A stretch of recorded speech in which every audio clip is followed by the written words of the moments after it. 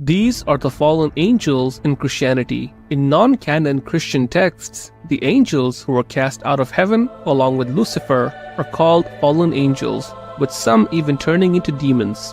The angel Azazel tempts people away from God and towards sin. The angel Kokabeel is the bringer of false light. The angel Arakiel is a seducer who leads people away from the truth. Thamyaza is the angel of forbidden knowledge. Gadriel is the angel who taught humans how to make weapons, and the angel Atheriel leads people to war and violence.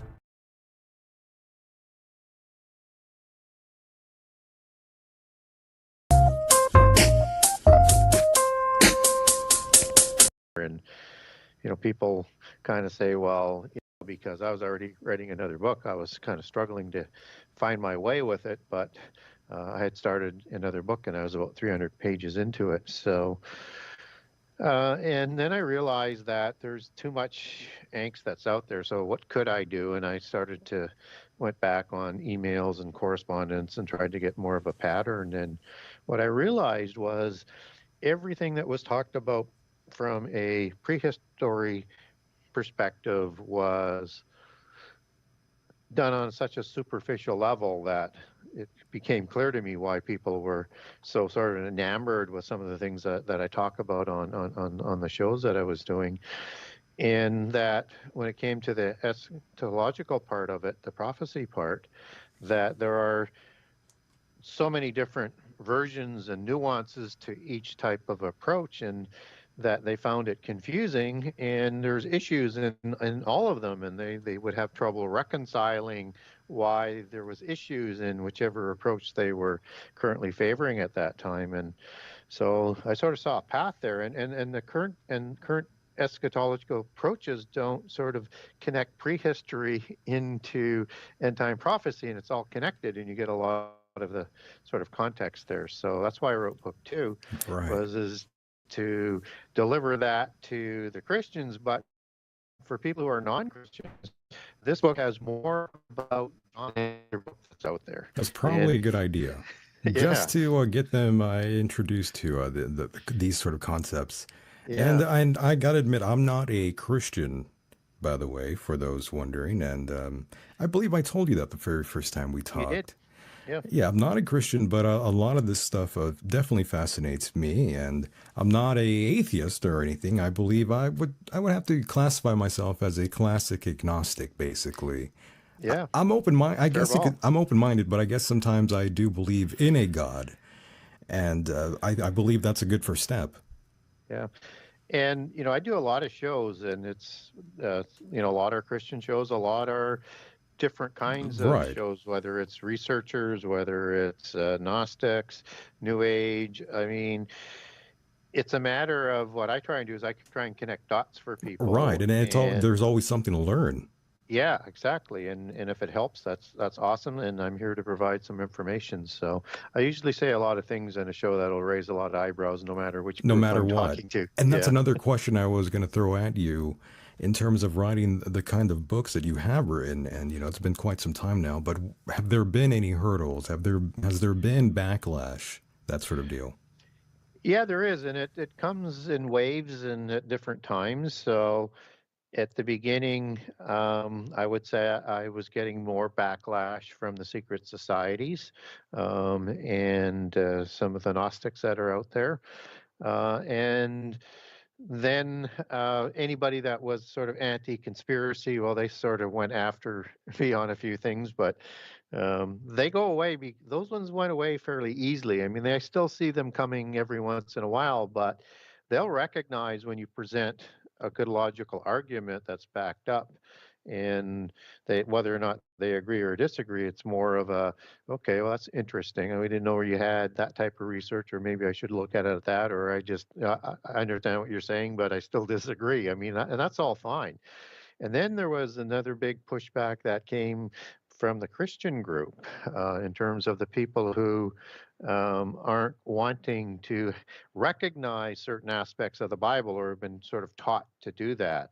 And so they come up and they have the same types of chase the rabbit arguments that the other groups did. So I was quite familiar with terms of what they do in that sort of aspect. And what they do is they ask you a question and you answer that. They don't necessarily acknowledge what you said to be true. They just say, well, what about this? And then you answer that and you say, and then they say, well, what about that? And so what I learned over time is I said, I'll play for a while, but until you start to actually debunk what I response or deal with that information that I responded with, Oh, I see. I'm not going to continue to move on to the next one because it's just sort of this endless list, right? I would have to imagine you probably have faced people that are combative with some of your viewpoints, for sure. Oh, for sure. Yeah. Absolutely. And again, what I try and do is sort of get it back down to a level of its information, and we can agree to disagree, whether it's on how to understand the Bible or the type of a prophecy approach, or how do we know a giant in the Bible means giant. But don't discount what I say. You may Right. want to say, I don't think I quite agree with that, but I when I'm speculating, I say I'm speculating, and if I'm not, I'm using information from my research so I can back it up, and that's what sort of resonates with people. And when I talk about things, what I hear over and over and over, in the beginning, it was like, the host would say, can you keep your answers sort of smaller? But the listener's saying, we like when you go on your rants. We like when you provide all of the context, or you connect a whole string of dots at one point in time, Yeah. because it shows there's something to it. It's not just that superficial statement. You can actually back it up. And what I try to do is bring credibility to the argument, because let's face it, they're controversial issues, right? Absolutely, yeah. And And you it's should a be able to whole discuss them yeah. with anybody. But yes, if people are that emotionally invested in something, you sometimes have to kind of step back from that person, unfortunately. Yeah, and I took some, and because I'm I'm open and I'll answer the questions. I'll give an example that's even sort of more recent. I take a lot of heat every time this sort of comes along, because people Sure. will ask me what I think, and then I'll tell them, but they don't like the answer. So what happens is, like with the last eclipse in North America, Mm, and it was people were saying, well, it's going to be 3 days of darkness. yeah. There's going to be apocalyptic earthquakes, and it's People the were sign of going, yeah, this. people were going a little Yeah, wild with these theories, yes. yeah, they were. And I'm going, well, here's my position, is that from a prophetic side, we're going to see signs and wonders. We're going to see signs and wonders that are from the polytheist religions, and we're going to see signs and wonders as they're sort of laid down biblically, that we might be able to recognize that it's not the signs and wonders from the other side, so to speak. And that what we're going to see with the eclipse is going to occur on a predictable basis, because it's going to be done according to the laws of the universe, and everything sort of follows that. And so that's nothing really new. I mean, it's absolutely sort of amazing that those things happen in such a universe, and that the earth is 400 times, or the moon is 400 times closer to the Earth than the sun, and 400 times smaller than the sun, and it's a perfect ratio and location to create these things. That's amazing, absolutely. But what happens within those rules is normal according to our universe. So if we're going to have signs as a Christian, and we're going to go out on a limb on these things, we better make sure that it would be some of the things that we were shown in the Bible, like 3 days of darkness consecutively in the days of the Exodus. It has to be outside the normal laws, so that it couldn't be attributed to just normal celestial patterns, or then projected into astrological sort of understanding and interpretation according to the zodiac. And it might be something like the sun standing still for a long period of time and into the night, that's out of the norms in the time of Joshua. Or it Right. might be the star that was out of its realm of orbit, or where it would be positioned, and has no movement in that would be consistent with the rest of the zodiac, or the heavens that are always sort of moving in relationship to the earth, or vice versa, depending on how you want to look at that. And where the star stood still over Bethlehem for the birth. It would be things that were, and I won't go through all of the ones, but it would be signs like that. So when we're told about that, there'll be signs that we will see from God in the last 7 years, expect that to be the nature of it, and something that could not be duplicated other than from the God Most High. Interesting, of course, and we could have a whole discussion about that subject with the solar event that happened and the pagans, and that leads for a whole nother sort of show indeed. But I forgot to mention one of the last things I heard from you, Gary, was that you were sick. Oh, I had COVID in November. That hit me pretty hard, and I had to actually miss a couple of shows here and there, and kind of held me down for a bit. And it's the first time I had COVID, so I was a little bit unsure at the beginning that it was COVID. I had no idea how I got it or how my wife got it. But yeah, I Oh, recovered from that. But it was a good 3 months before I had my energy back. And I was dragging my butt for quite a while, for oh sure. man, it seemed like it really got you there. It did, and it's not like I wasn't vaccinated. So I get regular vaccination, so I'm not anti-vax. I'm anti-mRNA, but where I live in Canada, we were offered AstraZeneca, which was the older style of vaccines, which was only available in the first two vaccines that the U.S. decided not to use. And so we got ours from the U.S. because our prime minister thought it was a really good idea to partner with the Chinese, who kicked them out. Right. And then we were at the back of the line for vaccines. So, and that now there's Novavax, and I've been using that, which is probably a better vaccine than the AstraZeneca, but it's the old model, and I'm not anti-vax, and I don't think the mRNA is the mark of the beast as people were making it out to me. It I may don't be, believe that either, to be honest yeah. with you. I mean, I'm not exactly pro or anti vaccine, to be completely fair. But It's it's mhm. baseline technology, so it's a message technology basically. Then it enables to sort of target things specifically. In this case, the spikes on the coronavirus, but it's done through a different sort of methodology, and it has the ability to start communicating. So I think as that technology develops, I just like it more, not the current prototype. And then the other thing about the mRNA is that there's still mixed information coming out as to how long it stays in your body, and is there any after effects that we ought to be aware of. So, Right. and And currently you're seeing that AstraZeneca was withdrawing the COVID vaccine worldwide. they are, and So they that's never kind of updated. frightening. Well, and they never updated the virus to the mutation, so they kept the same one on the market, so it became less and less effective. Right. But the first one had issues with some people in terms of reactions, and Right. Rare blood um, clots is what was going yeah, on. yeah. But in the research, rarer than the mRNA issues that were running, a lot higher, still probably within acceptable parameters, I suppose.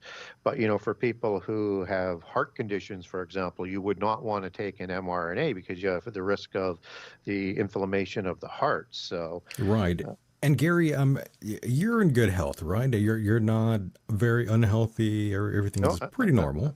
yeah, I'm good. Yeah. Okay. I'm just making sure, that everything's fine with you over there.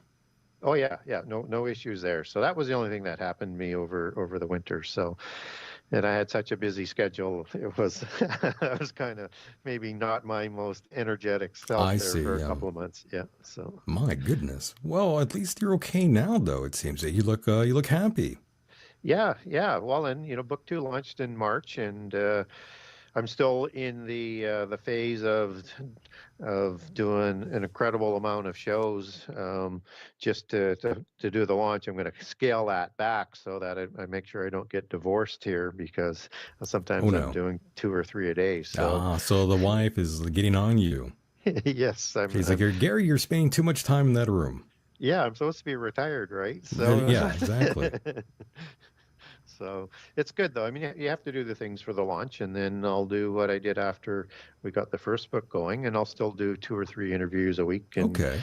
but try and keep it limited to that. But yeah, I mean, I've been booking 3, 4 months out Okay. So, since wow. Okay. So you've been last really year. busy. So yeah, well, and I expected the book to come out a lot sooner, so I started booking heavy about a year ago.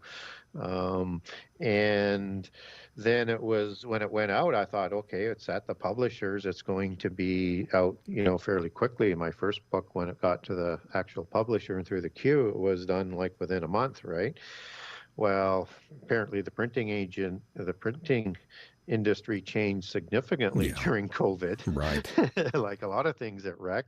And there's a shortage of paper, there's a shortage of printers, there's a shortage of labor. And so it was supposed to be out in December, and then it was pushed back till January, and then pushed back to February. And they had to give Amazon a date, so they pushed it out to March 12th.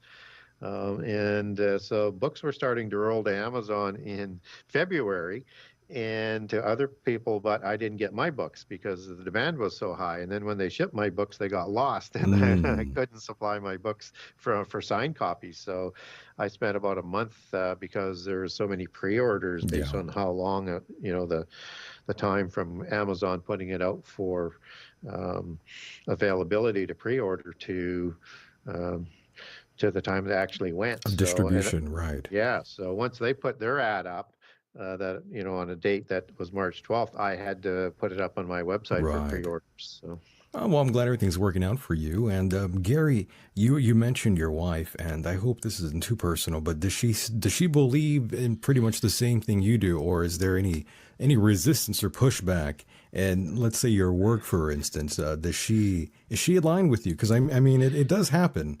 With it's your girlfriend, the wife, yeah, eventually you're living with someone, and sometimes they don't really think too highly of X, Y, and Z of your activities on the side, as they say. yeah, I would say for the most part, but her general view would be that, even if it, because I get passionate about everything. Ah, So if okay, I'm looking at okay. the politics that are going on, Hmm. or events that are going on in the world, it's just Yeah. I don't need to know everything. I already know the world's all screwed up. Screwed up. Right, right. Yeah, so I don't need to know much more after that. Understood. Understood. I have a feeling I know what that answer is. Yeah. So, yeah, but yeah, very supportive, and obviously directionally, no issues there in terms of what I talk about. So, Well, but that's again, good. I'm not here to convert people, and I'm Oh, not here yeah. to force them over. I'm here to provide information. So, and I like to sort of make that clear, and that, I tell people I'm not a prophet, I'm not a disciple. Um, this is my research, and I Right. think it's worth taking a look at. Absolutely. And let me just quickly ask you this. This is always a fun one. Do you believe that we are entering sort of the end times now? Yeah, I think so. I think we're likely in the what is known prophetically as the fig tree generation. And so there's two issues when you say a fig tree generation is in a generation is A, how long is that generation, and what would sort of start that last generation? And sort of with the caveat that one of the issues with Christians and prophecy is there's way too many people out who have said the end is coming and predicted dates, and the credibility issue uh, is an issue because Correct. we've done that to ourselves. And I mean, we So saw it most recently with this solar event as yeah, well. Some people thought, oh, this is the sign of the end times. yeah, exactly. So which is why, even with people that maybe like a lot of things about I write about, there's going to be issues because I tend to stick to a pretty firm set of disciplines in how I approach things. So Right. if we were in the fig tree generation, that's the generation Jesus is talking about when he provides the chronology of major end time events when the disciples asked him. And he said all of these events are going to happen in this generation, and heaven and earth will pass away, but his words would never pass away. So there's a specific fig tree generation, and that just before he provided those sets of events, he had gone in and predicted the fall of Jerusalem and the temple, and just before that, he had killed a fig tree that he said was no longer bearing fruit. So the fig tree in the Old Testament is understood in prophetic application and allegory that's defined within the Old Testament to be the southern kingdom, which is the people that we know as Judah today, versus the northern kingdom, which are the lost tribes of Israel.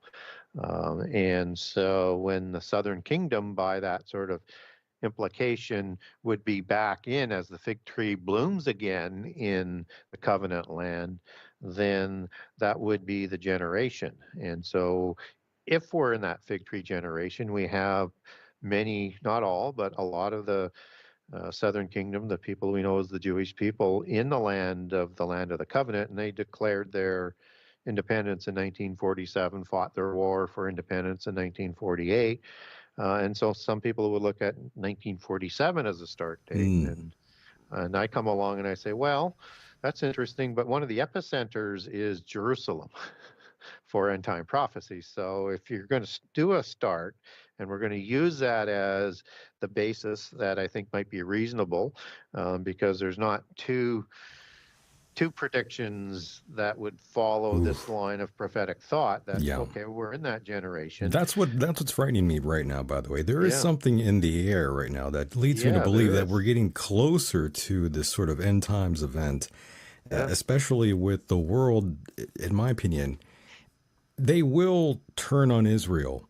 That's kind of what we're seeing right now. The world is turning on Israel, and even they're saying that if everyone turns on us, we're willing to stand alone. Yes. So that is playing into end times prophecy. Yes, and so the Middle East is going to be the epicenter of the end time, and Jerusalem has to be in place, and it has to be in control of the Southern Kingdom. And 1967 is when they got control of Jerusalem.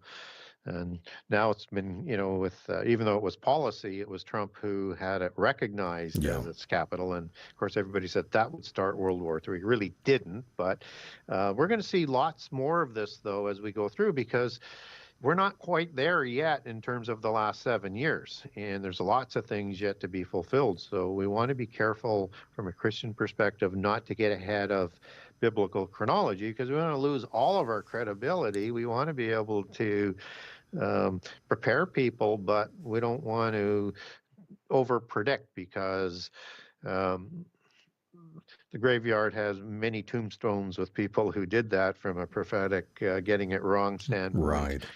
And so a generation is not one specific number that we can sort of rely on as to say that's how long that generation is. And I'll sort of just give four examples of that. So immediately following the fig tree generation is the days of Noah, which is, as you take that back to Greek, and that term would be used in the original Hebrew, that could also mean a generation.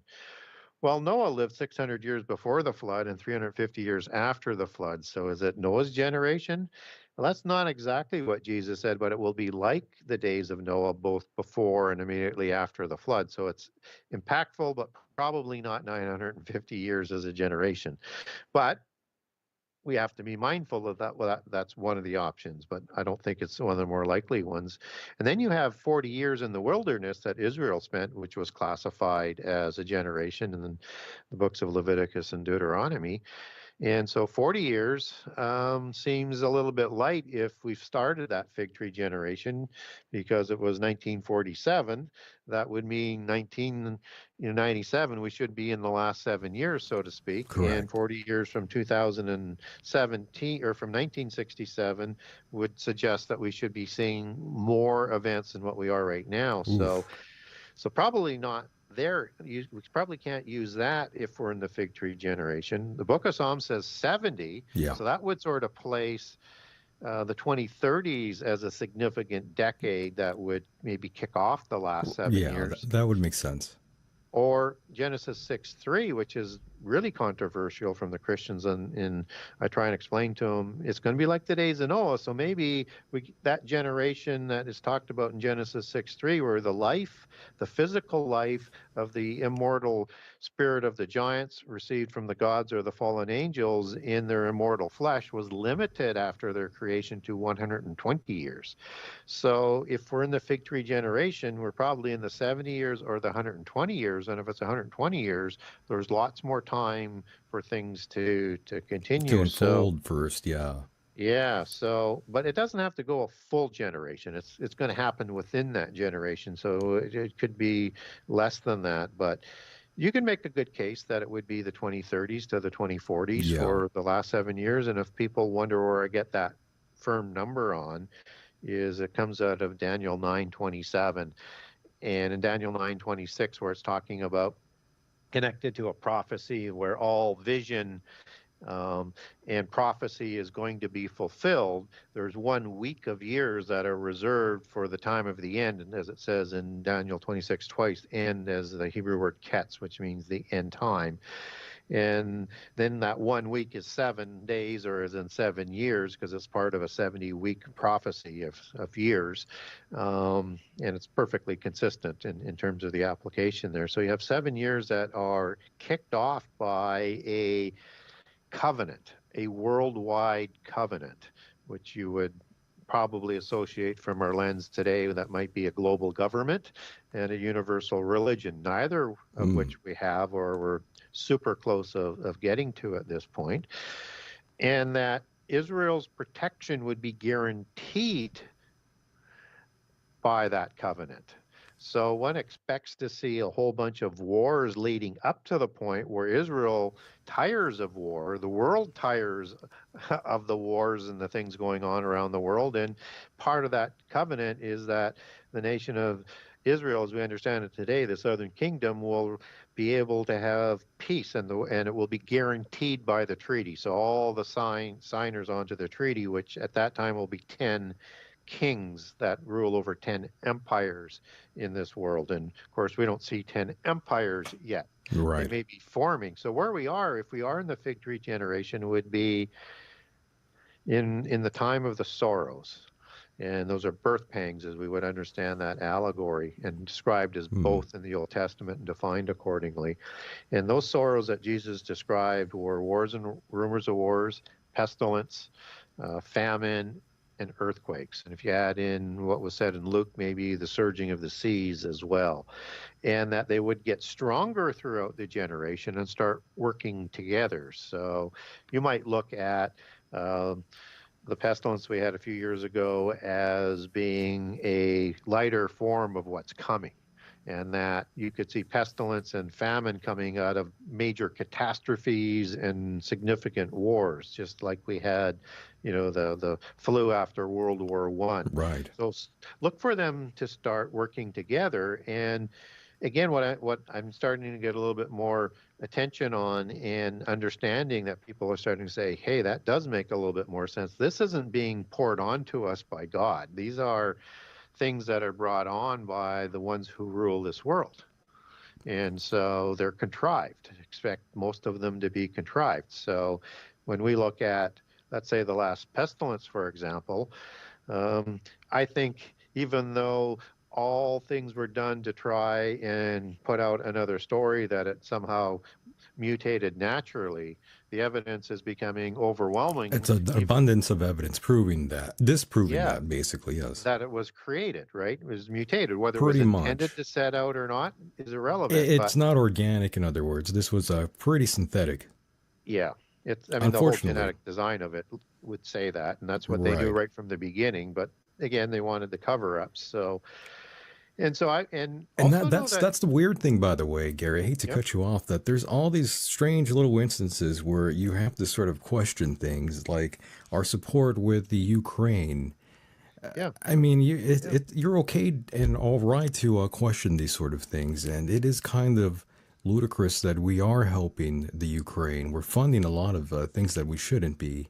Yeah. And I feel that's not really the what we should be focused on in terms Yeah. of what's going on in the world. Getting out of these situations should be the main focus, and not so Exactly. much in the foreign world. We have a lot of Yep. problems here at home, Yeah. unfortunately. It's like there's and it's now being sort of called sort of the uniparty sort of approach, where it's the establishment, where they have nuances on either side, but they have this foreign policy that is basically perpetual war and globalist driven. Yeah, And it doesn't matter whether it's the establishment Republicans or the Democrats, they're following the same directional sort of ideology. And the wars that have been going on since World War II have basically been the policy of perpetual war. right. Let's get us in, but let's never get us Get out. us out, exactly. It's Yeah. not designed. We're not designed to just win. Basically, Yeah. Yeah. got to So keep the machine going, the cog on the wheel to keep going. it's absolutely crazy. And there is a time where, unfortunately, in our world there has to be a war, but you win the war. You don't You win the say, war. yeah. But And we didn't really. Well, we sort of, with Germany, we brought in all these Nazis, and they helped us with yep, NASA yep, basically. yep. And we Operation Paperclip. correct. We have a strange love relationship with the Nazis. I mean, we're even helping them out in the Ukraine right now. Well, yeah, and that's not That's a to little defend. disturbing. Yeah, not to defend Putin, because I mean, he's I don't not. want to defend Putin either, but I mean, Yeah. it is true. There are Nazis in the Ukraine. The people, the Astov Well, Brigade, whatever they're and that, called. yeah, and that's his point. And it's not like the Ukraine government is allowing a free press or freedom of religion or Correct. anything like that. Yeah. And so I think we have to understand that I don't if we support look at, Russia, by the way, just in no, case you neither do I. wondered. Yeah, no, I didn't take it from that. I mean, we need to understand Yeah. that there's something more going on, and part Unfortunately, of, yes. And as you were alluding to, this sort of this foreign entity that has a grasp on all these politicians, they're all just trying to get reelected, and they're going to kiss the brass ring and follow the people that are going to pay them and support them. And that's why yeah, you have things like APAC, and yeah, well, you understand. yeah, and people look at Nazism as being right wing, and it's not. It's national. It was the National Socialist Worker Party as it was first brought in, and they were National Socialists. And so it was the eastern branch of what we understand today as progressivism. And it was I don't they fall do into this. the left or right paradigm either, Gary, Yeah, by the way. And I know you don't either. I know you're a lot yeah. smarter than that. So we need to understand that progressivism only came up after a long time after World War II for obvious reasons and Yeah. connections, and that we need to be very, very wary of they how things are done to redefine organizations to suit their purposes. So if you look at National Socialism, it is, is it right of socialism? Sure. Is it right of communism? Sure. But it certainly isn't centrist. What it does have is an oligarchical um, uh, hegemony that works in tandem with the government that is a hegemony, and it's all controlled, and they're all working for the same cause.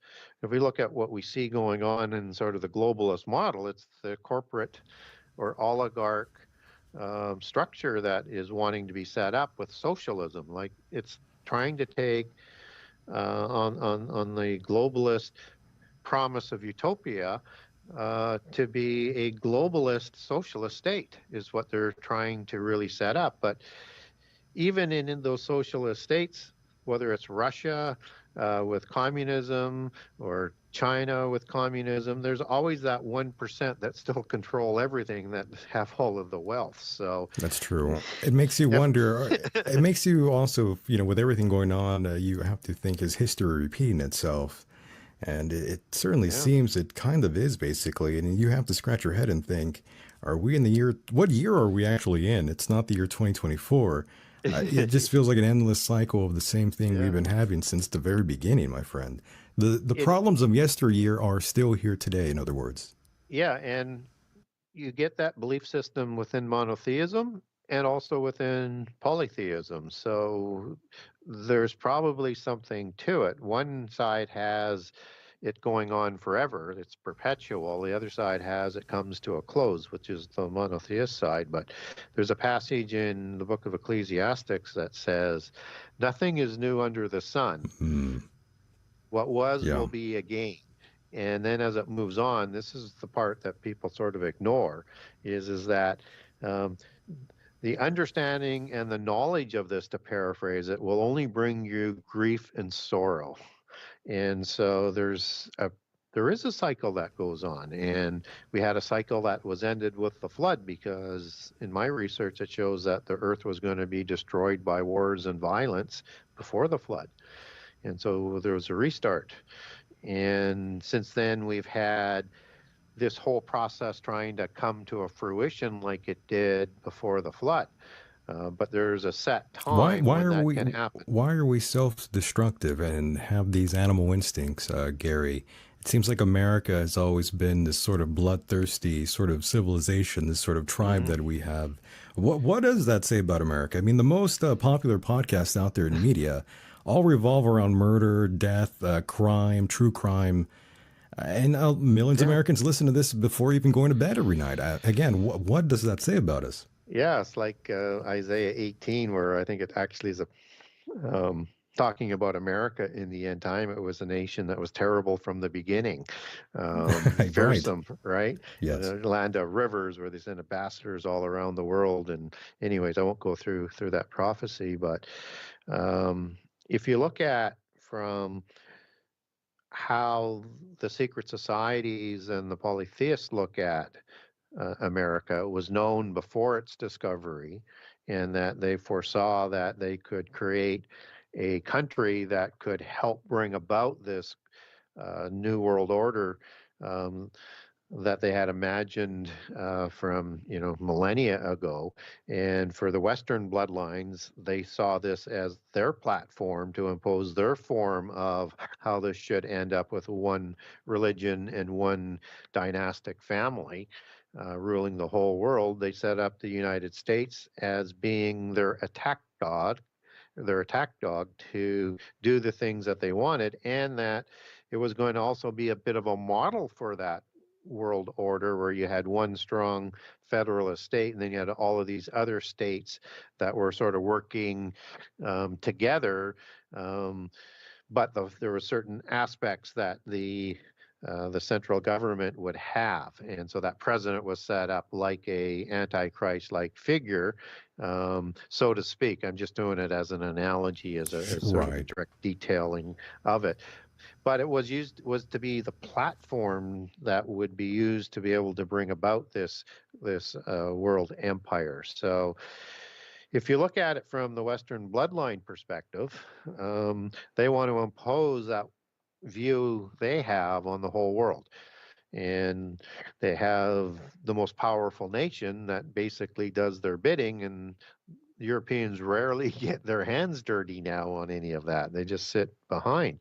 So along comes somebody, let's say, like Putin, who, again, I am no fan of whatsoever, and he has dynastic tendencies, and as with the interview with Tucker, wants to recreate the Romanov dynasty. Because he claims a bloodline, according to the mythos that was put out through the Russian newspapers when he was rising to power, that his grandfather was the offspring of the Putyanin bloodline out of Kiev, which were the original czars. And because it was illegitimate, they didn't receive the full name. And then when his father moved to St. Petersburg, that's how he ends up in Russia.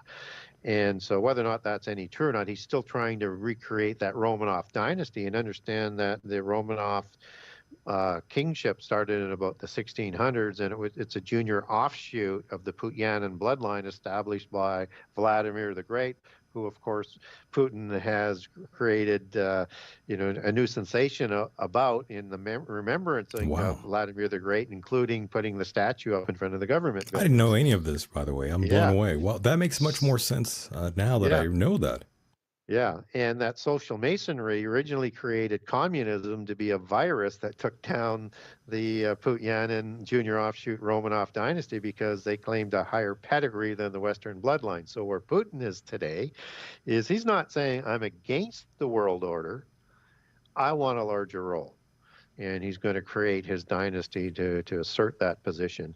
And Xi, he's a bloodline from the Shah dynasty, XIA as that would be spelled, just as the Western bloodline produced the Xi bloodline, XI, and the Eastern produced the Li bloodline of the dynasties.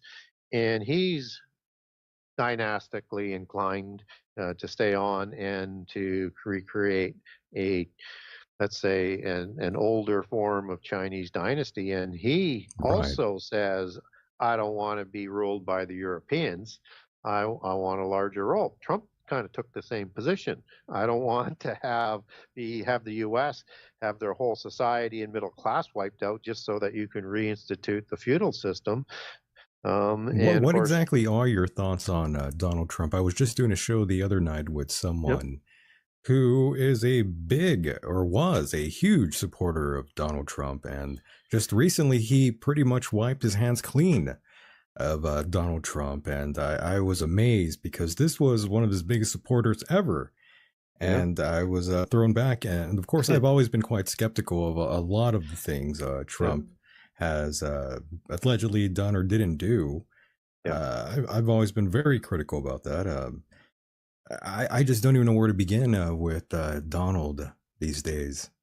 Well, I mean, let's do remember, He's made a lot a of couple. mistakes. Made a lot of Yeah, mistakes. yeah. Let's remember a couple things about Trump. He was a Democrat before they wouldn't let him run for president, Right. and then he became a Republican. Right. People say he's an antichrist type figure. His Big bloodlines donor to are, Hillary, by the way. yeah, and Was big at the donor to wedding. Hillary. Yeah, Was at the wedding. At the big donor to wedding. Obama as well. Yeah, that's true. Isn't that Yeah, funny? yeah. But because he didn't get the support for him to be able to run. Um, They say he's not a politician, yet he behaves very much like a politician. What a Yeah. coincidence? Yeah, well, he even talks like a Democrat. So, That's I true. mean, Good why would point. anybody expect any differently? It's just that the Democrats who have most of the power these days, they just don't like somebody talking about them the way they talk about everybody else. Now, Trump is too low bloodlines to be um, sort of a dynastic royale. Um, So I wouldn't expect him to be able to set it up unless we sort of open our understanding that the Ten Kings could include some, let's say, strongmen in it. Although we don't I don't really, hate Trump either, yeah. for the record. So for me, for Trump is he's a bit of an enigma. I mean, I do like his policies. I mean, Yeah, I don't disagree with everything he says. he was an a-hole. Sure, sure. There's no doubt about that. Right. But what most people sort of remember about him is everything that was made up. Oh, exactly. Yeah, as opposed to what he actually said or what he actually did. And they reinvented everything that he said for the most part. Now, I'm all for criticizing for him when he says something bad or makes a mistake, but let's be honest about it. Right.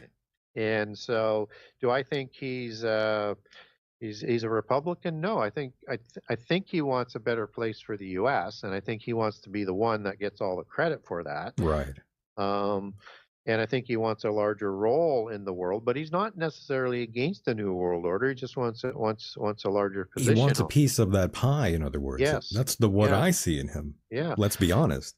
Yeah. So he's saying to the Europeans, and that's why the whole Western world rose up against him because he's delaying the process. He's delaying the movement to this new world order. But the Europeans should understand they have bigger worries than Donald Trump. They have Right. this alliance that is growing in the East that has their own banking, their own currency, their own cryptocurrency, their own credit cards, and they control a lot of the energy and they control most of the population in the world.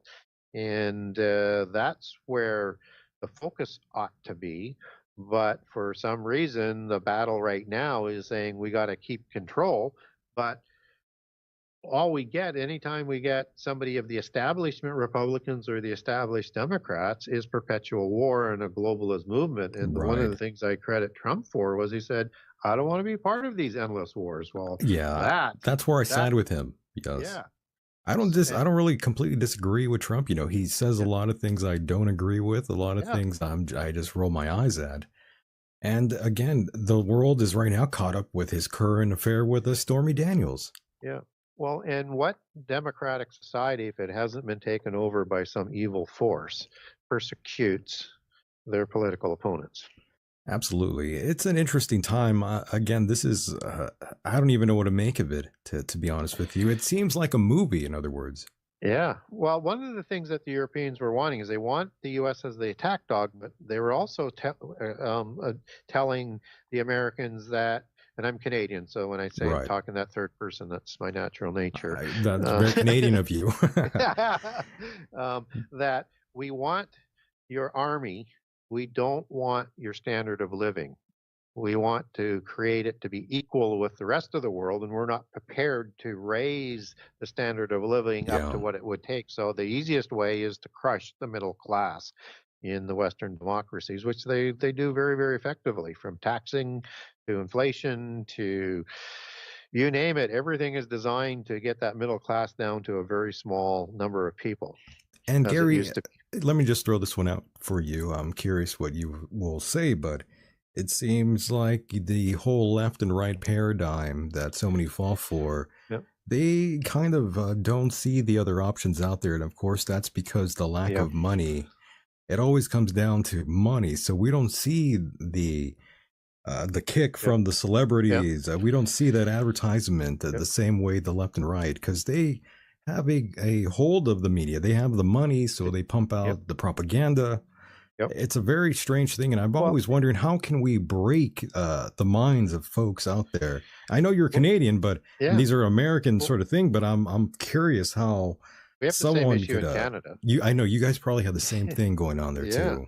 So what's happened is they use the polar opposites of the left and the right to cattle herd people into where they want them to go.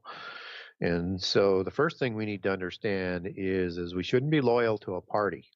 The second thing we should realize is we should be loyal to what's right and what's wrong, and that's not interpretive. It's it's so obvious. We're not talking about nuances. We're talking clear cut what's right and wrong. Number one, you don't persecute people, for example. It's that sort of simple, and that if you have a party that's not going to work with another party, or both parties that don't want to work for them, they're both wrong, right? There has to, in a democracy, there has to be working together and compromise, or it doesn't function. And then the thing is that we need to really, really need to understand is that we need to vote for the people who aren't corrupt, the people who do know the difference between right and wrong, and the people who don't hate us. And that's all reflected in what they say and what they do. And so, I don't necessarily agree with all of the policies that say that Robert Kennedy Jr. is talking about, Mm, but there's a yeah, lot I do agree with, right? I mean, right. um, but let's see how he continues. But at least be honest with people. I think so far he's been quite honest, and I think the extremism of global warming is something Mm. that is a bit concerning there. But if you He vote was, establishment yeah. Republican, you're getting that. If you vote Democrat, you're getting that. You're So getting the radical end of the spectrum on every end, in my opinion. Yeah, RFK Jr.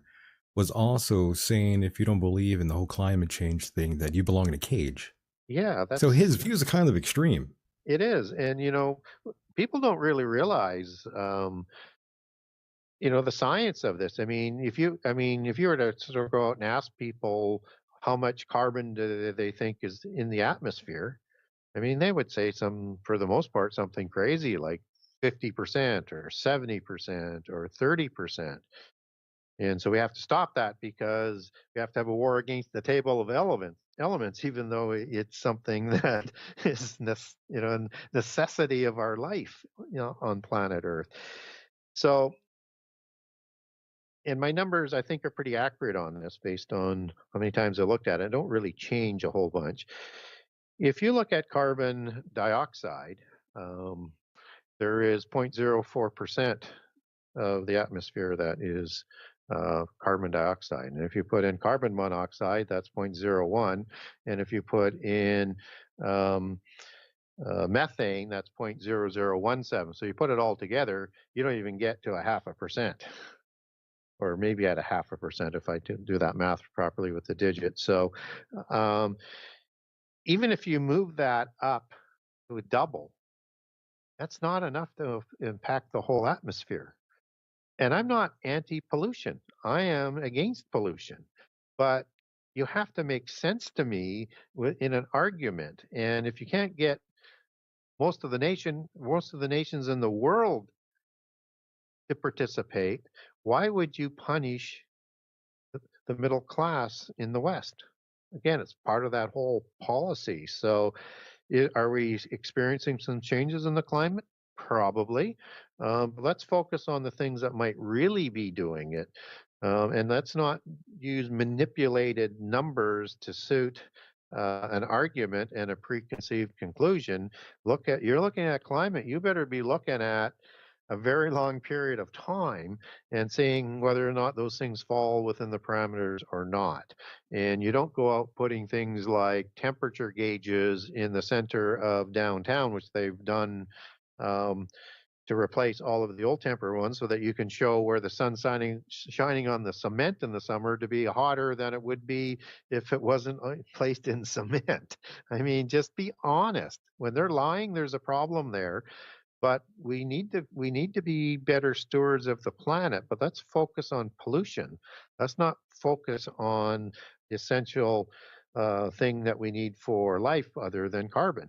I mean, other than oxygen. The two main things that we have to have. So, and I take out sort of a lot of heat on that. But all I'm saying is don't lie to us and be truthful. And let's focus on what true pollution is. I agree with you wholeheartedly, especially in what you're saying here in terms of how it's all playing out worldwide, and of course, America uh, pretty much leading the way in all of these sort of things here. But another thing I randomly wanted to ask you here, Gary, was I'm sure you've been paying attention to a lot of things going on here, and one of them is very popular these days, UFOs, or UAPs, as they Yeah. say. And I'm sure you've been hearing a lot about this. Some people saying there's a spiritual aspect to it. Some saying these are just machines. Others are saying some of them are machines, but some of them are alive. And maybe some might be, I guess you could say, quote unquote, demonic. Mm-hmm. Yeah, it's becoming more and more likely that we're going to get some form of better information on it as to what these beings are. And so I think it does come down to a couple major uh, similarities as to what we can put these sightings and types of beings into. I think there's an ideology that you have um, all these different planets that all of these beings might be coming from, but we also get within those sightings that they're coming through portals or from the ocean, and portals in the ocean. So kind of suggesting something maybe more interdimensional than interstellar. And of course, we are getting more information on multiple dimensions, and we're being very well prepared in the metaverses and stuff like that. And Could the these be entertainment. the fallen angels of sorts? Well, that's kind of where I'm going, is that I mean, you could look at an angel from being from the spiritual realm as an alien of the earth. So Right. if you're looking at the ancient alien mythos that the History Channel put on, really the big difference in their approach is that the aliens are just super sort of developed and they're not gods. It's the same things they're talking about. They just redefine them as aliens. So I think there's a couple major groups in there that start to make some sense. And that you have, I think, if you looked at it from a way that we have through our history, we hear about these things all the way throughout our history, just as the ancient alien mythos talks about. And it's an interaction with the humans on the earth. And so I look at it as likely being a combination of the fallen angels who have a changeling quality and their spurious offspring. Um, and from a Christian perspective, we would look at that as the invisible ones and the visible ones. And the polytheists would look at it the same way, just a different polytheist sort of lens, whether or not these gods are good or not. And so you have the technology of the fallen angels or the gods that was before the flood that paraded that into destruction, and is some of that, and that technology is starting to resurface today. And I think it comes from them and their hierarchy of angels or gods in polytheism and the creations that they created. So I think they could make themselves into a physical form of what they want. So they could account for a lot of the ancient or of the alien mythos and take different forms, but not all. That's where I would sort of draw that. Not all the angels are in the pit prison. Only the ones who did the worst things and did the worst crimes. So biblically, we're told that the loyal angels depicted in Daniel 8 and in the book of Revelation is 10,000 times 10,000, and that would be 100 million doing the math, and a third of them rebelled. So that's at least 33 million. You could look at 50 million, or that could be an allegorical number and match that up with other passages in the Bibles where they're uncountable, like the stars in the heavens. So it could be a larger number. So however many are in the pit prison, not all of them were there. So they could produce a lot of aliens with angelic technology. Right. And you could see that sort of witnessed in ancient accounts, let's say in the Vedas, where they had these flying UAPs, so to Yeah. speak, Flying that had Vavanas. Yeah. yeah, Hmm. that had planet destroying technology. That's that technology level that I'm talking about. Now, they created not only Nephilim and Rephaim after the flood, post-Diluvian giants, but they also created little ones that are called elementals, and we get that biblically. The ones that we have to be careful of, who are putting us in bondage on this earth. And the Right. elementals, understood in the polytheist versions, are four groups. The three that I talk about in book one are the little ones. So they would be good looking ones, like a Tinkerbell and all the different types of ones that are listed under the good looking ones. There's the mischievous ones with the leprechauns, and then there's the ugly ones like the gnomes. These are the same three groups that come down on all continents and all cultures around the world. We don't have Antarctica's uh, participation in that. So maybe we'll find some of that information there. But where we live, we have this that goes back into prehistory. And some of them also have changeling capabilities, like leprechauns, for example, and many others. Now, in the ugly ones, let's say like the dwarves, just as in the Lord of the Rings, they made all of the weapons for the demigods or the giants. And as they show up in the Lord of the Rings, which is you have the giants, Tuatha De Danann, the Tanu, all the different names for the Shea people or the She people or the Sede people, however you want to pronounce those variations. But these are the fair folk, and they're depicted in the Lord of the Rings as the white elves, which are larger than the little ones, not depicted as large as they would be, but they're showing a distinction. And you have dark elves that are part of the ugly ones.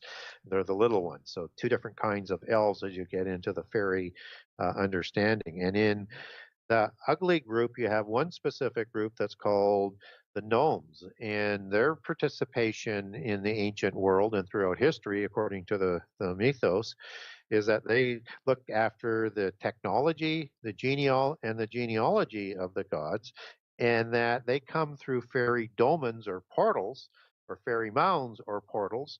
Um, and they have these flying machines that look just like UAPs and UFOs, and that they kidnap people and they do sexual experimentations on them. They're looking for DNA renewal, and then return people after a certain period of time, and they don't have much of a memory about what had happened to them unless you go through hypnosis or whatever to sort of retrieve that information. So I put two of those descriptions in book one, and they look identical to the Greys. Right. And and you wouldn't know one was different. And this has been happening throughout our culture. So that's suggesting that they're part of the little ones. And biblically, just if there's some Christians out there, we get the Gamadim, for example, that are in the time of Nebuchadnezzar that were in the towers. And that goes back to the Hebrew word gamad. The ayim is the plural, and they were a cubit tall. And so we get these little ones as well.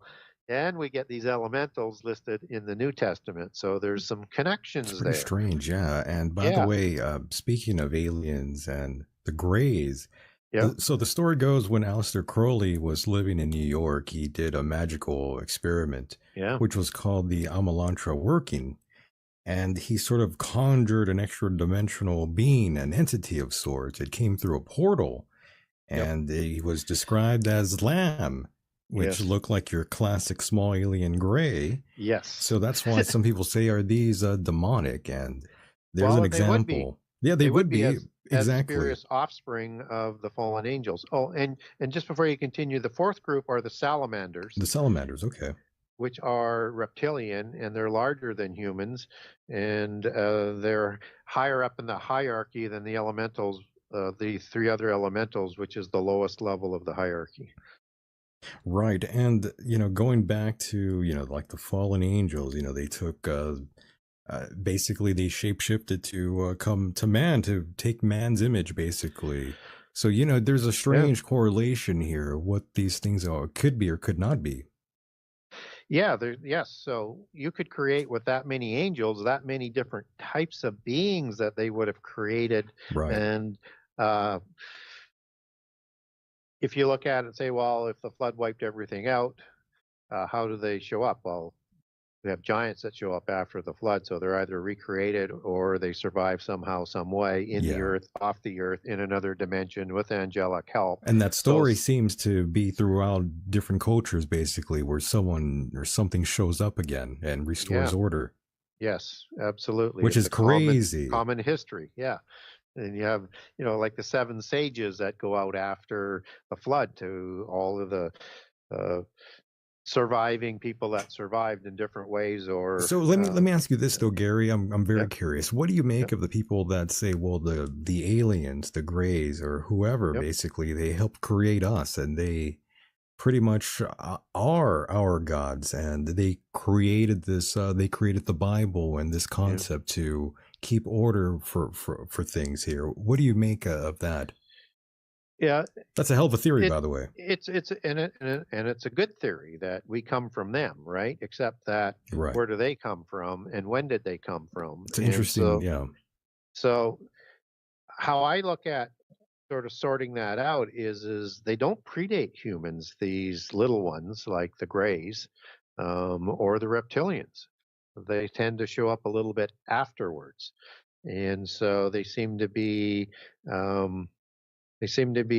part of our history, but not an older part of our history. And there is one other group that would have been created at the same time as the humans from a biblical perspective, and that's the Nahash people. And people who aren't familiar with that term, that means serpent in Hebrew. And that's the serpent that deceived Eve and Adam in Eden. And this was a walking, talking, intelligent being.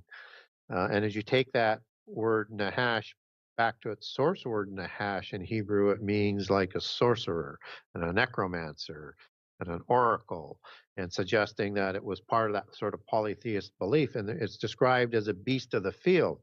And in day 6, before humans are created in day 6, you have these beasts of the field or the beasts of the earth being created. So it was created before humans. So you could say that's one reptilian creature that some of them may have been saved by fallen angels, that they're not all crawling on the ground after the consequences for the bringing down of Adam and Eve, as another source of those reptilians. So I leave that open, that there might be that part that would be slightly older than the humans. So I think we go back to the same source as the most powerful of the beings, which are the gods, fallen angels biblically, and or these very highly technically advanced aliens, as the ancient alien mythos would would suggest. Um, in that the idea that they created the original humans, not likely. They seem to be more concerned with DNA manipulation than creation Right. of people. I'm not So sure if they even in created the us yeah exactly. yeah yeah even in the Possibly old just account. manipulated our DNA. Yeah, and that's what all the old accounts did. Like they were manipulating types of beings on the planet, and they did several prototypes before they got to the ultimate Adam and Eve. So they were Right. working with beings that were already created. So that's kind of interesting in itself from that sort of perspective.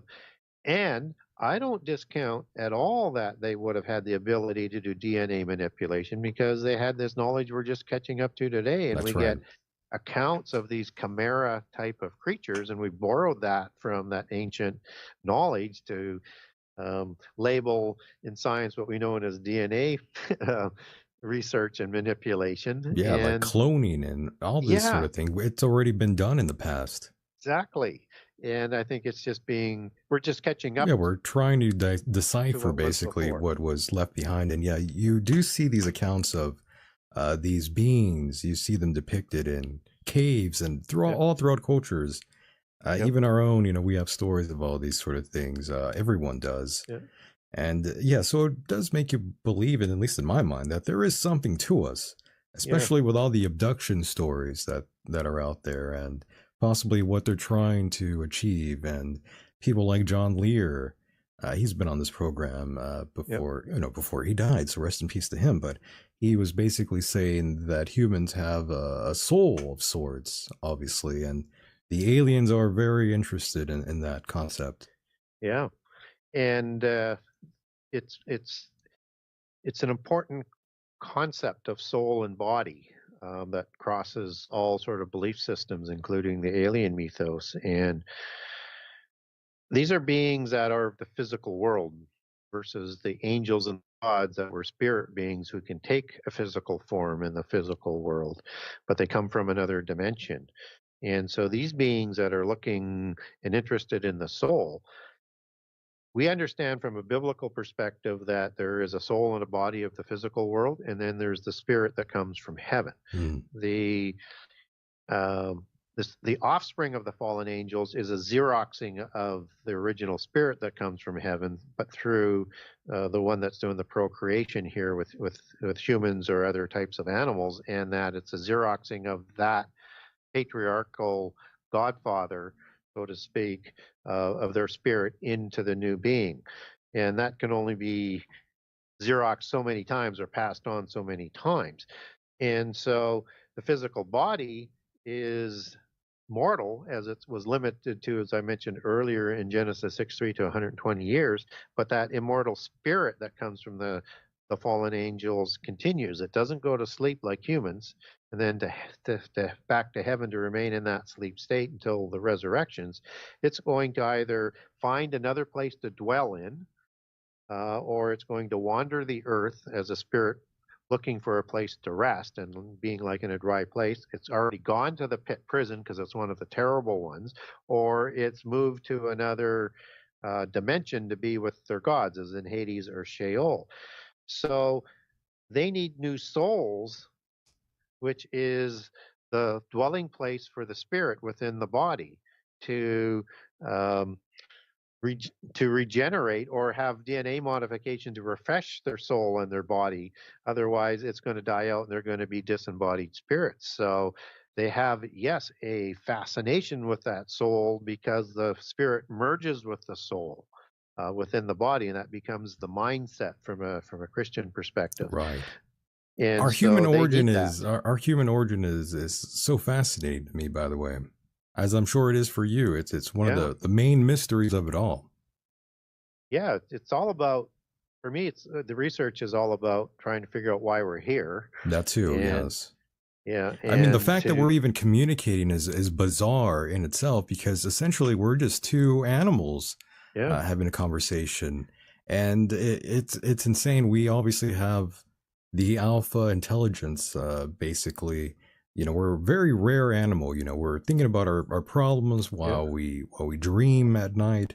yeah, We're very complex.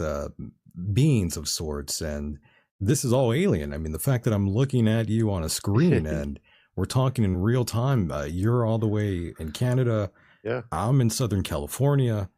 I mean, this is Yep. madness. Just that alone is enough for me. Yeah, and as exactly you say, what exactly are we? What? Yeah. And that's what we're all sort of trying to answer. And that's why I like to do the research, to be able to be comfortable with what I believe, because I think we need to try and figure those things out for ourselves. So, Right. and so there's this. And then, of course, by the way, Gary, sorry hate to cut you off, but now it's like we're at that time in the year 2024. Soon enough, man's going to have to mesh with machine. We're going to be almost forced to. Yeah. Well, that's part of trying to offer immortality. Yes, that's the in whole the goal physical of it. world, right? Right. Or clone bodies. That's the ultimate goal.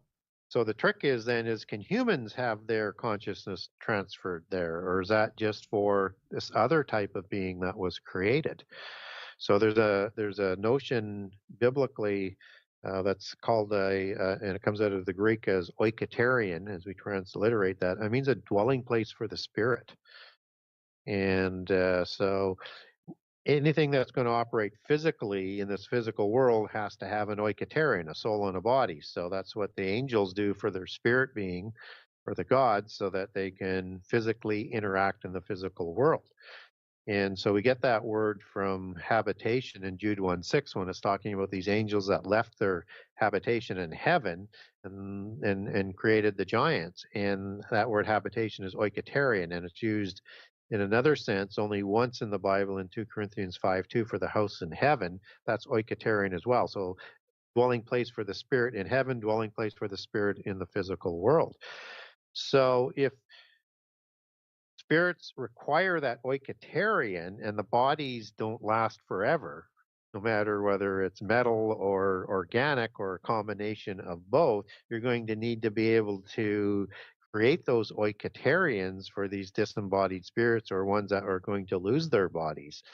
And so that seems to me the technology that is coming is that it's more designed for the bloodline ancient ones whose bodies are disembodied spirits of the giants, and for ones that may be going to be released from the pit prison in the end time, they're going to need that oikoterion as well. They're going to promise that to humans, but they already know their spirit is different than ours. And Right. biblically, there's a different spirit for a demon than there is for a human, than there is for an animal, and for an angelic being. They're distinct. I believe that, by the way, and that's coming from someone who's not a Christian by any means. And I wouldn't call myself a Christian, but I do believe in some things that some would say, well, that's a very Christian sort of perspective. Well, it's actually kind of worldwide. Yeah, People just don't talk about it in the same terms. I would right? say that's kind of a worldwide thing, no matter if you're whatever you are. It is what it basically appears to be. Yeah. And I believe, all cultures and religion, they sort of all hold the piece of the truth to a certain extent. Yeah. Yeah. Well, the only thing we do know for sure is that we are more than our body. Right. But we don't know a whole bunch beyond that, just based on how we feel within ourselves and things. And so there's something more to it, I have to believe. I don't think we're just some sort of thing that lives and dies, and I feel there's a bit of a cycle that we all go through still. Yeah, and the spirit is designed to last, and depending on your belief system, how and where that's going to last in. One of the things that is very, very interesting about the technology that's developing cloned animals, and you can imagine down the road. Yeah, you could clone animals right now. You could clone your cat and dog. Yeah. By this one company. Go ahead. They all die shortly thereafter. Right. And it's missing something. And what I think it's missing that they can't supply yet is the transference of consciousness or the spirit. Yeah, you're not going to get your same little buddy you had before. That's for sure. Yeah. And we know demons can live in animals. This is true. So, as well as humans, the most dangerous animal. Yeah. Yeah, And I believe some people exactly. are perfectly possessed, by the way, Gary, those in high ranking positions like the government. And that's one thing I was going to ask you. Do you think the fallen ones have sort of corrupted the minds of our world leaders per se? Well, they receive their divine right to rule from them, and so they're doing what is done in their heaven, which would be Hades or Sheol, as on earth. And they're the visible ones that have control of this earth um, from a Christian perspective and from a polytheist perspective, that will be ongoing from a monotheist that has an end. So, yeah, I think they're communicating with demons, and I think they're communicating with fallen angels.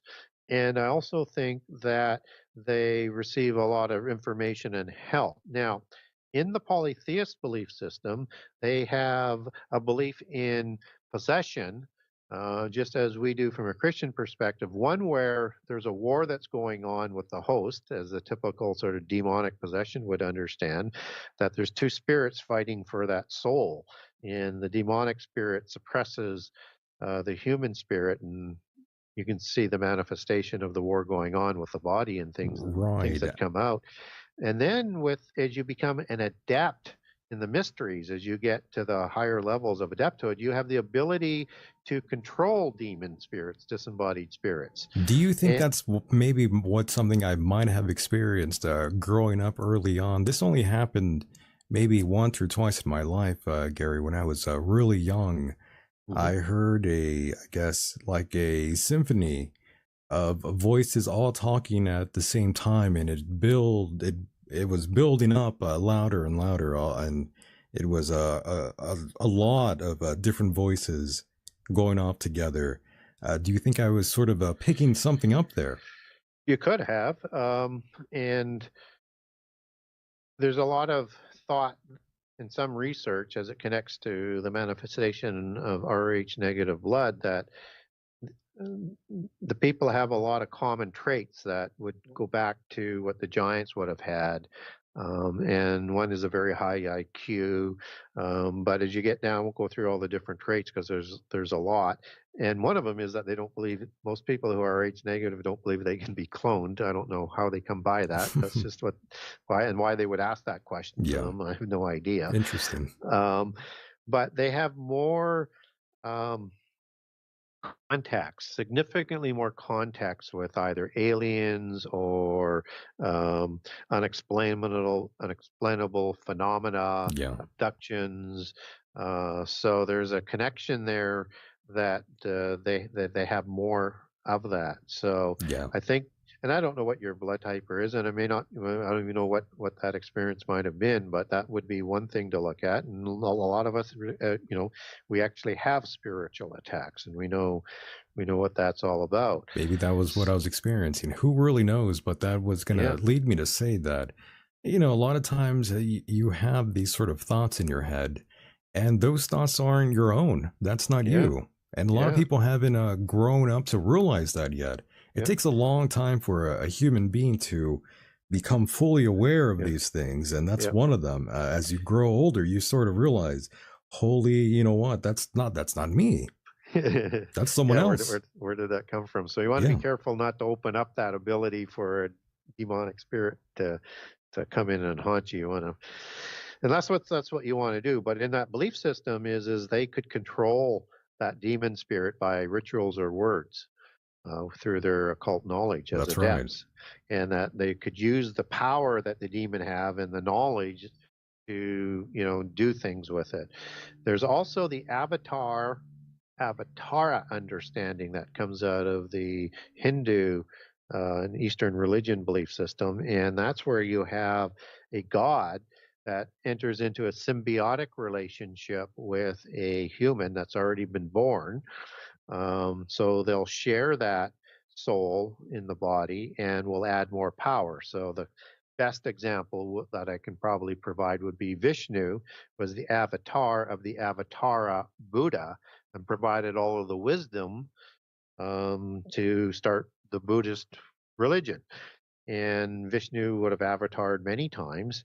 And then a lot of Christians say, well, you shouldn't be mentioning stuff about what they do in the occult. And I said, well, we actually can back it up biblically that this can happen. Yeah. And so when in that example, just for the record, is that when Judas was at that point where he had to make the final decisions to betray Jesus or not, and seemingly was waffling, in considering what he was going to do, Satan entered into him to give him the courage to go through with it. And so we have that as a biblical example where an angel, in this case Satan, you can enter into a human and give and add additional power, in this case courage. Influence, And right. yeah, and in the end time you have Antichrist and false prophet who are going to receive their power from Satan, and then that's mentioned in both Revelation 13 as coming from the dragon, and in 2 Thessalonians 2, where all the power of the Antichrist will come from Satan. So there's Right. And you know, probably Gary, that incarnation aspect right. would be understood in the New Age version. I was going to say, Gary, that's one thing that a lot of people, you know, they say, oh, well, that's a very Christian sort of perspective to have. And you know, the thing is, I myself sort of was under that impression at one time, Yeah. too, because, you know, I'm an agnostic still, but at the same time, like I have seen individuals out there, they get this look on their face before they commit a very heinous and devious diabolical thing, sort of like a crime of sorts. They kill someone or they shoot up a school or something of that nature, something violent. You could see the metamorphosis in their face. That's like a demon coming over them and controlling them. And I have to say, you know, I believe that for sure, 100%. And you get all of these accounts from the high-tech industry saying that they're getting information and things coming from spirits like Metatron, for example. If people aren't familiar where that term comes from, that comes out of the name of third Enoch, for Enoch, son of Cain, who became a god through his knowledge.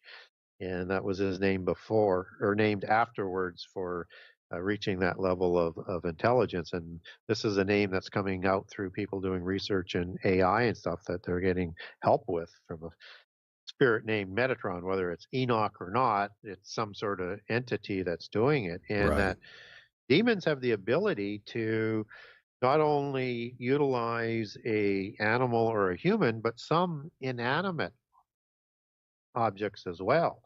And so it's thought that they have the ability and technology to use that as an oikoterion, which would probably how they're doing that communication with the researchers. And it's interesting that there's jargon that's used in the development of AI, that they have these invisible algorithms in behind to guide the agenda and the goals of the algorithms, and they call them daemons. That's interesting.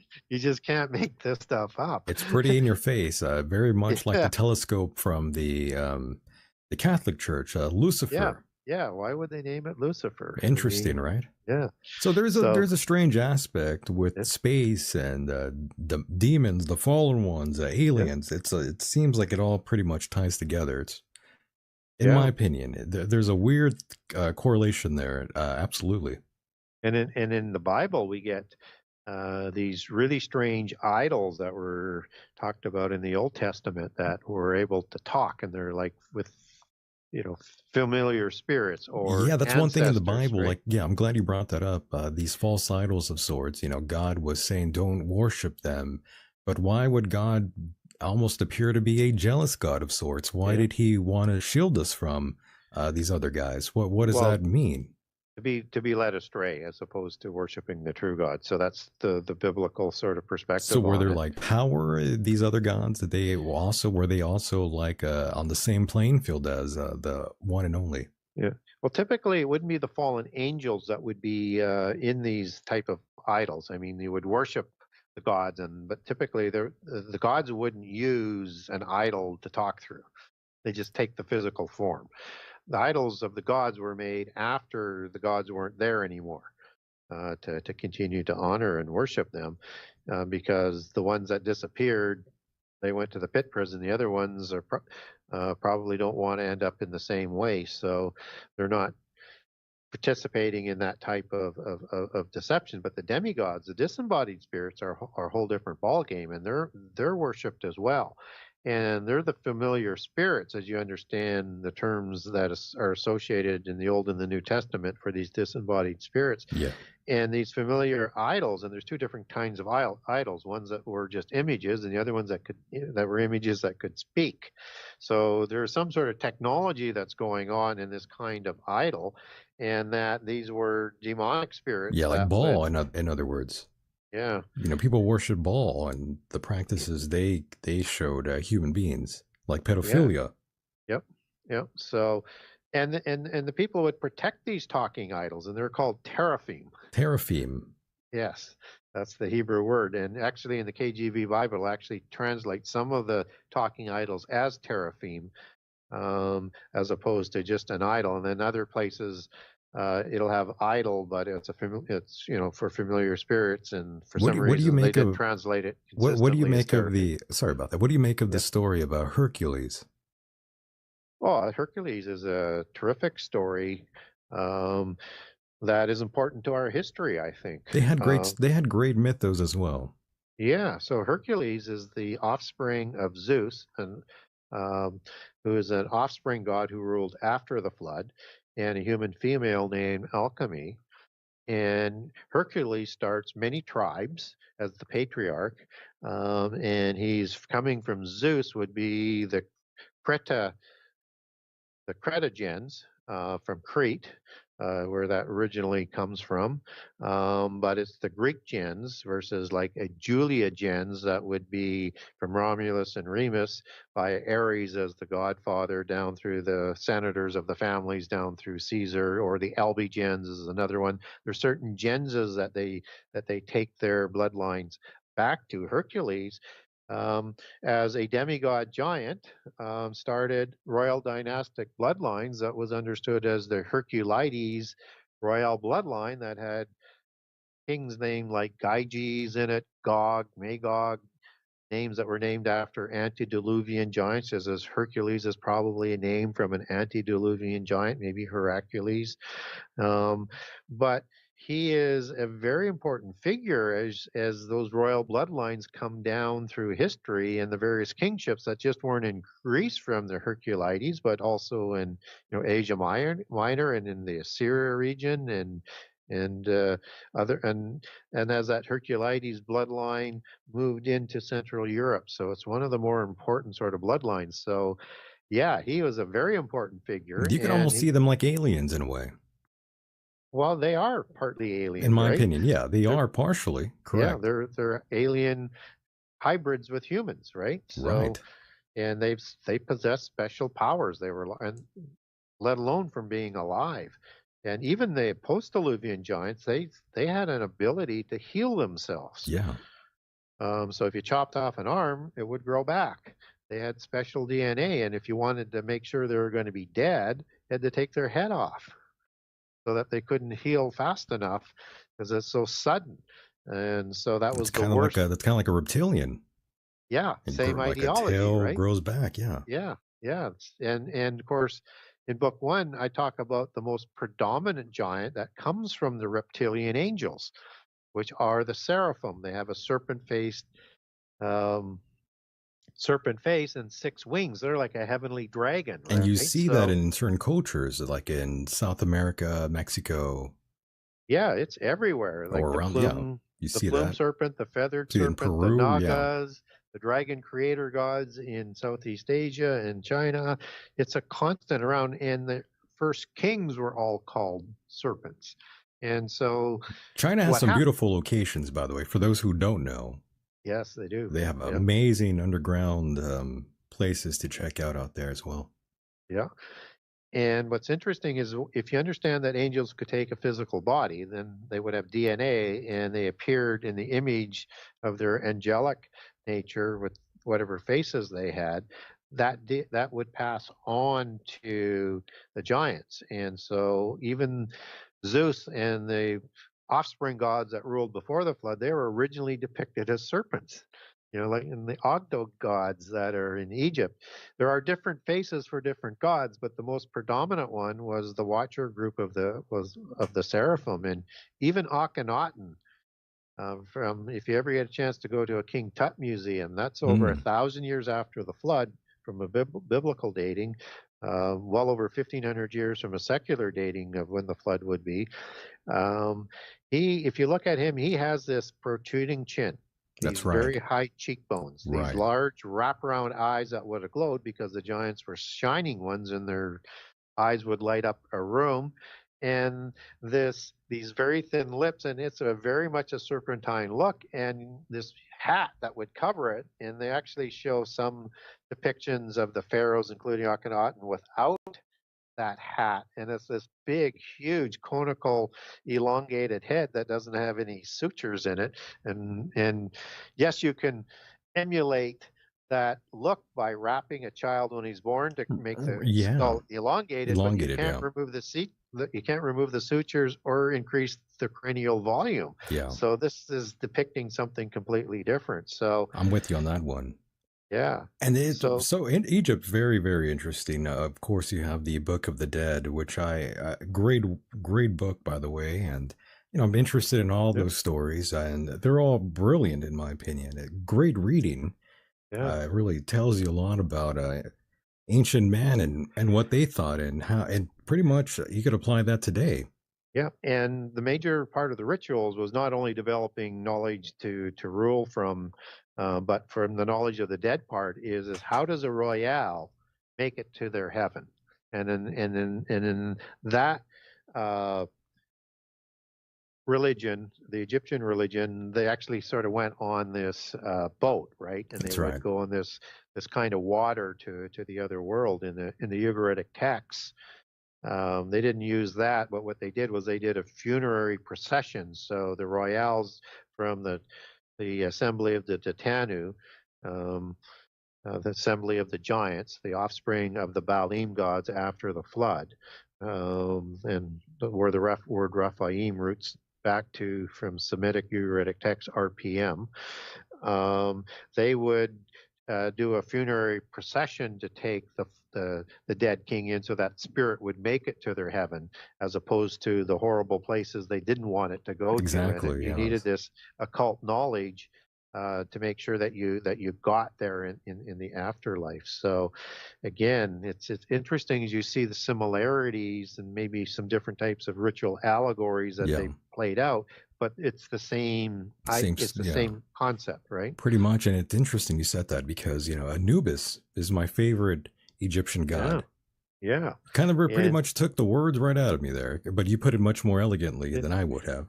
yeah. And what's interesting about Anubis is he's a jackal god or a dog-faced, Yeah, and he produced, according to Greek and Egyptian mythology or history, as I would like to say, at least a good reflection of some of the history. He yeah, produced voraciously offspring that looked just like him as warriors.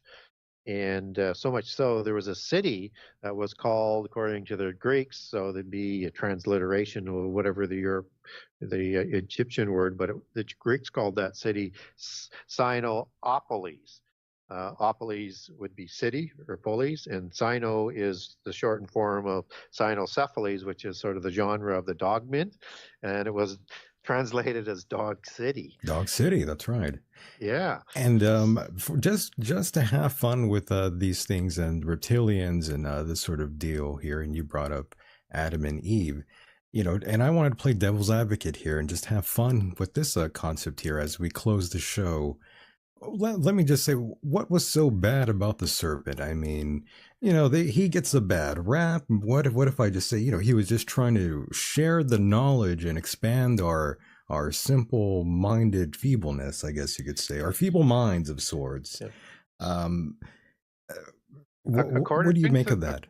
According to the Gnostics, the Nahash was larger than a human, as big as a camel, or in height-wise.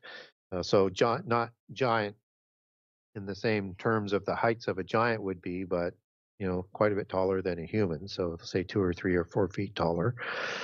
And it was considered before the creation of Adam as the most preferred being of the gods, and represented the kingly and priestly aspects of the worship of God.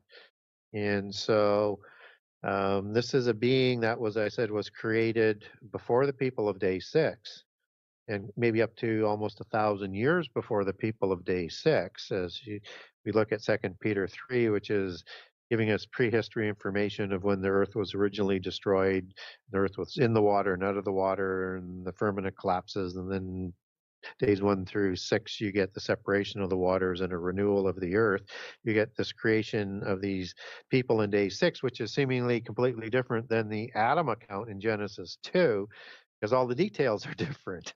And I don't think the Bible contradicts itself. So we have no idea how soon after day 7 the Edom account comes from, because there's no day 8 listed, and it is a completely different kind of creation in the order and in the other details. I won't lament on that. I'll get back to the Nahash. So they would have been ruling over the people of day 6, and the representatives of the ruling council of the gods that's talked about all around the world, and talked about in Psalms 82 as the council of gods that ruled over the nations before the flood.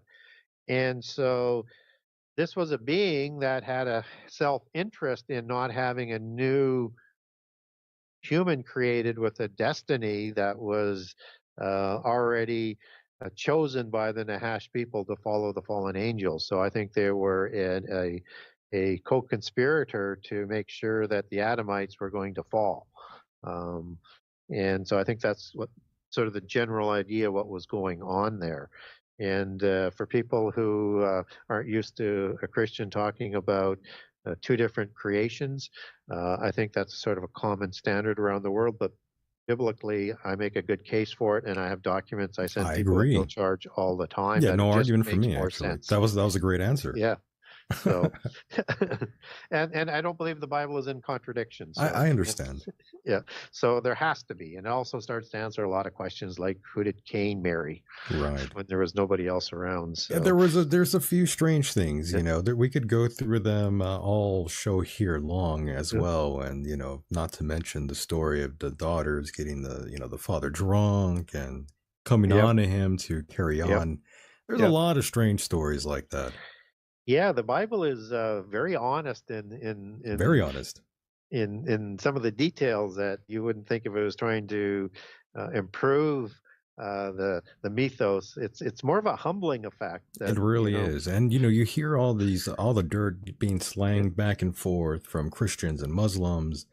Christian folks attacking the Muslims. They're saying things like, the prophet was a pedophile and so, but you look back in time, they were all doing these sort of things with very, now today would be considered illegal, but back in the day, they were all sort of partaking in this sort of thing.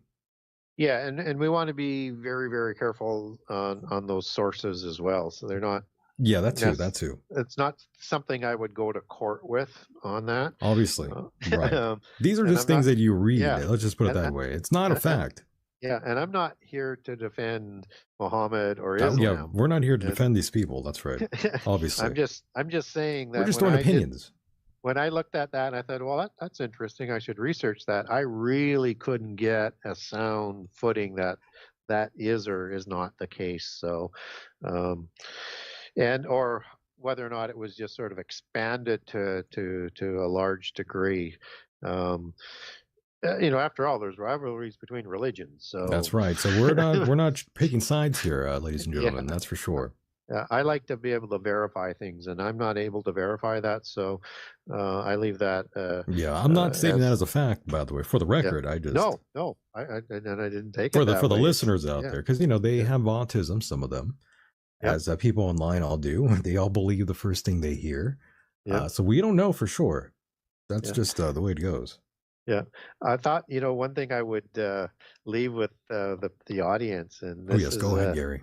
this is not a Christian piece of scripture. It's comes from Pistis Sophia. It's a Gnostic gospel, and it's in chapter 4 or book 4, chapter 126, and it's a conversation going on in this account between Jesus, and the Gnostics believed Jesus was an important teacher and a prophet, but not the Son of God, and that he had a relationship with Mary. But he's talking about this outer darkness that is a great dragon whose tail is in his mouth outside the world and surrounding the world. Of course, that would be the Ouroboros, right, in the occult.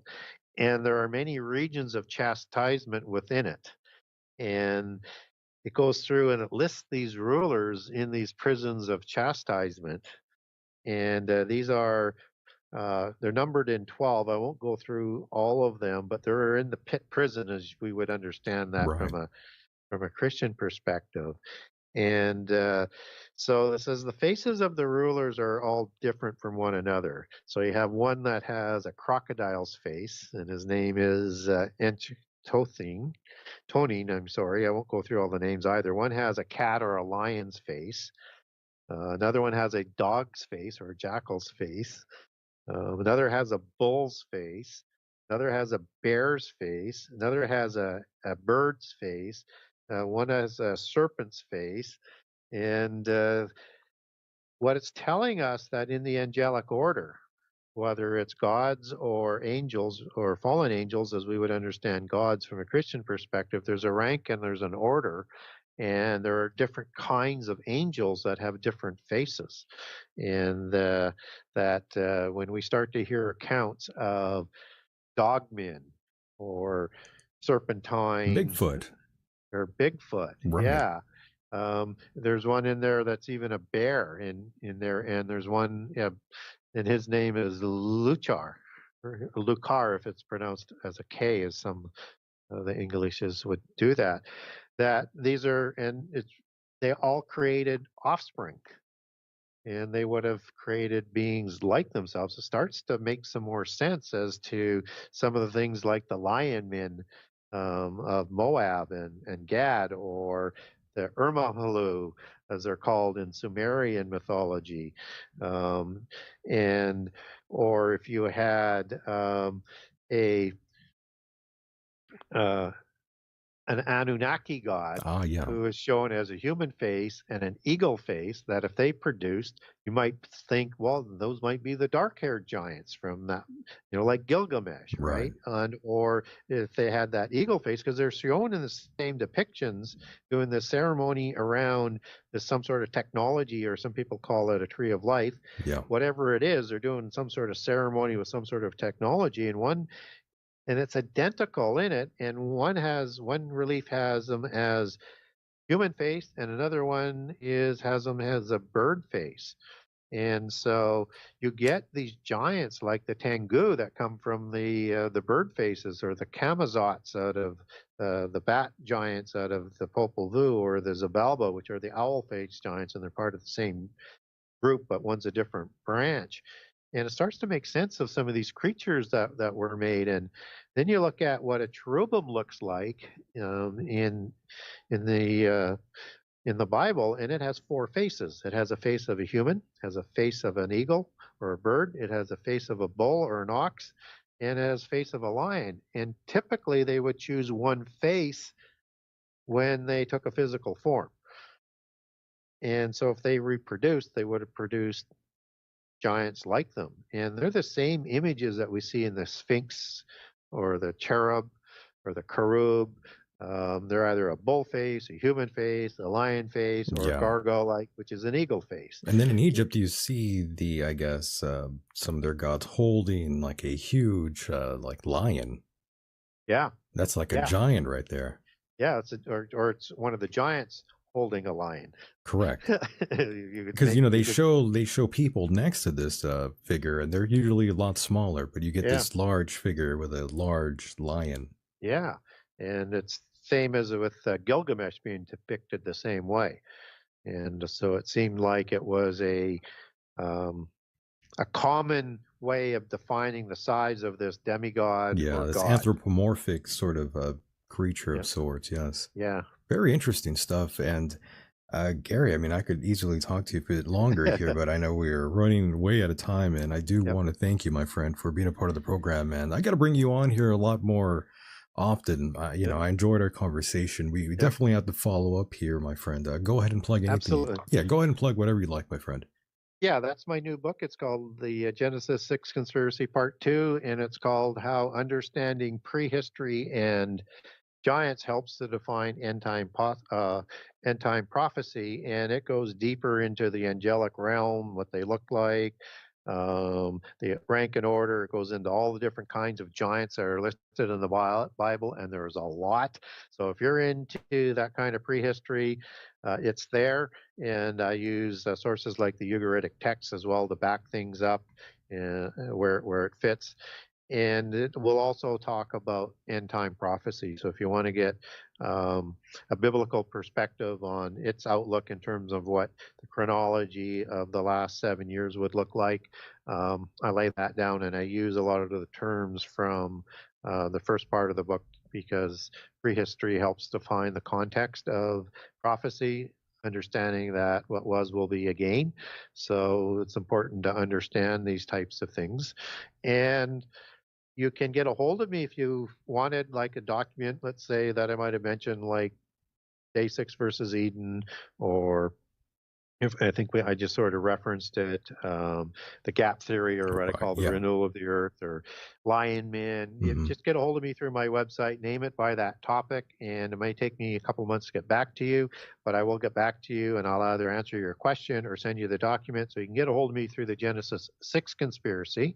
That's the number 6 conspiracy.com, genesis6conspiracy.com. And on that website, I have a generous excerpt of all 84 chapters of Book 2, all 98 chapters of Book 1, and even though it's a generous excerpt, it is a small sort of sampling of how much is in the book. There's more information than you can imagine in both of those books. So hopefully the excerpts and the chapter titles names will get you interested.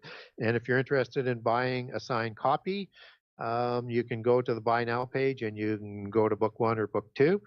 And you can get a signed copy from me, or you can link over to Amazon to get the Kindle version. I have links on both books up for that. And I will have audio up for both books, hopefully Book 1 by the end of June, and Book 2, that'll be available through Amazon ACX for the audio version. And you can also link over to get the printed book from the Buy Now page on both of the book pages. And you can link directly over to, by clicking on it, to where the book is for Amazon.ca, Amazon.com, and BarnesandNoble.com. So that's the best way to get a hold of me or to buy my book. And if you wanted to ask me a question or ask for a document, go to Contact the Author. Put in your message there. That's my email address, genesis6conspiracy@gmail.com, and it will come through to me. Be patient, and I will get back to you. Very nice. Thank you for being a part of the program. And of course, the first book, which I own, love the first one. I admit I don't have the second one just yet, but I definitely will, and we'll get into it even deeper the next time you're here. Perfect. You got it. Take care.